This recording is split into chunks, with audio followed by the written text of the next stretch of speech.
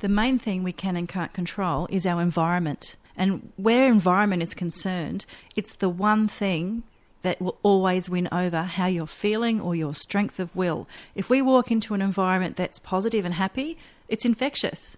If we walk into an environment that's ugly and quiet or hostile, it's infectious as well. So environment will win every time. How many people would actually be aware or cognitive of the environment they're in?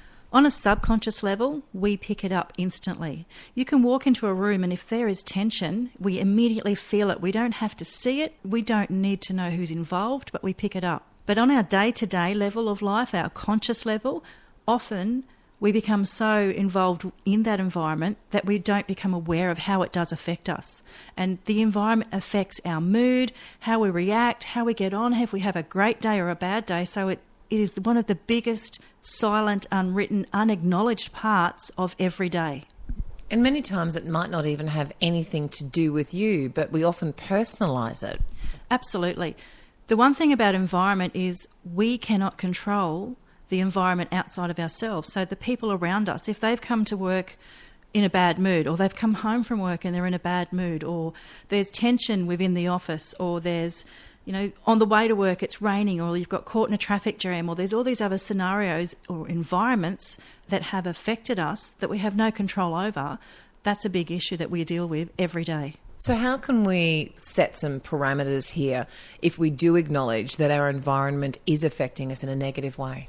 The one thing that we do have absolute control over is our internal environment. It's how we become conscious of the external factors that can impact on our day. It's becoming conscious of not reacting or, not getting caught up in someone else's drama. So our internal environment is where our power is. It's the key to our power because I'm in charge of my attitude. If I'm going to yell or scream or shout or sulk, I'm in control of that.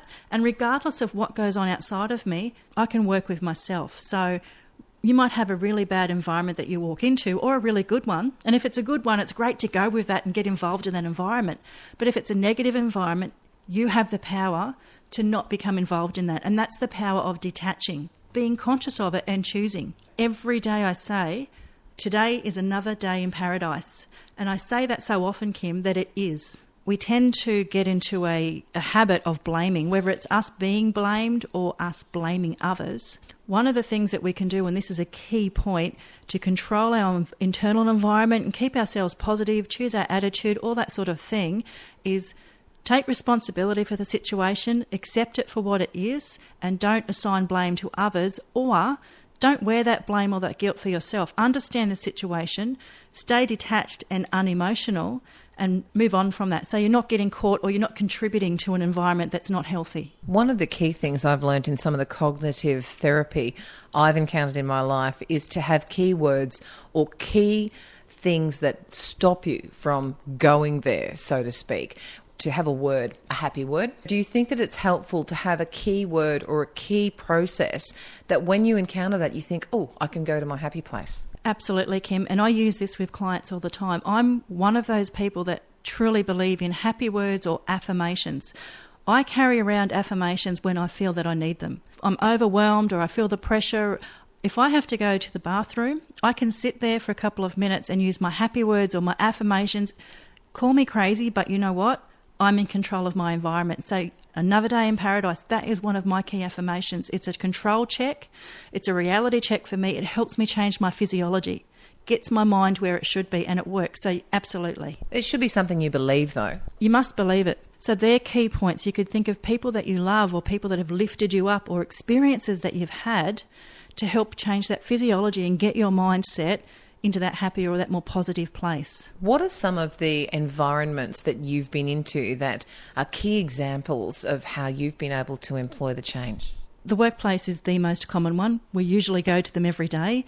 I've had the opportunity to work in positive and challenging workplaces, and that honestly is where I've been able to put all of this into practice. I've worked in a workplace where it wasn't the happiest workplace. People dragged themselves to work. Someone was always in trouble. There was a lot of blame, and that was the culture. While I didn't stay there long, I used all those things. The way I interacted with people, I didn't allow myself to get caught into that blaming, negative, ugly culture. Another scenario, which is Kind of the opposite is in social scenarios. We may go out and we might love to socialise, but we might feel awkward. So the environment's great, but our internal environment isn't matching. So again, we can change ourselves to match that environment. And luckily, when we're in a positive environment, an external positive environment, it's infectious. So it's really easy to get caught up in that happy, that enjoyable, that sociable way. But it's having that conscious shift. If I go out and I feel awkward in a social scenario, I allow that external environment to infect me because I want to be happy. I want to change myself. I suppose the same could be said of our home environment, where often couples can end up being dragged down by another who may have had a worse day or a bad experience. What advice do you give people who know each other so well as to how they can change that scenario in the home environment? We all have those days where one of us or both of us or all of us may have had a bad day. One of the techniques that I've used in my household with my husband and myself, let's say he has a bad day. He's in a bad mood.